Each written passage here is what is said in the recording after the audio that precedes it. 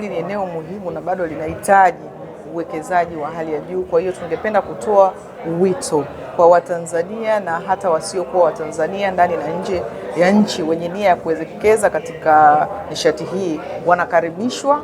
Taratibu na mifumo namna gani wanaweza kushiriki nasi ipo wazi na ipo wazi na wanaweza kupata mwongozo wa namna gani tunaweza tukashirikiana, na tungependa kutoa wito waje kwa wingi. Sisi tunawakaribisha na tutaendelea na hili zoezi letu hata katika mitandao yetu ya kijamii, kuendelea kutoa elimu na kutoa hamasa kwa wawekezaji.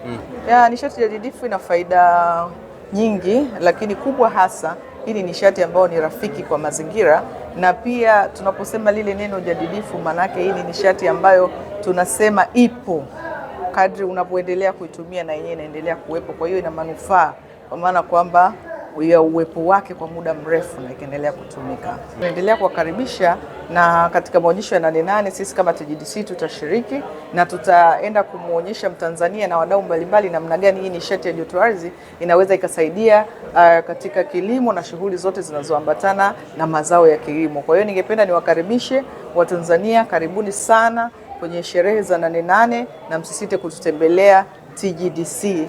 Na safari yetu imekuwa ya mafanikio makubwa kwa sababu tumeweza kupata wadau mbalimbali ambao haswa ndio la msingi lililotuleta hapa.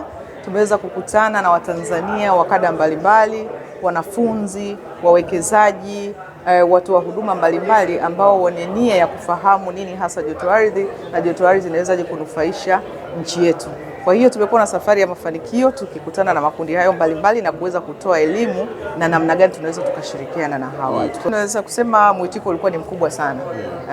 Kama nilivyoweza kutangulia awali kusema kwamba tulikutana na kada mbalimbali ambalo ndio lengo la msingi, kwa sababu kila Mtanzania anayekuja hapa maana yake ana nia ya kufahamu na nia ya kushiriki kwa namna moja au nyingine kuhusiana na hii nishati ya joto ardhi.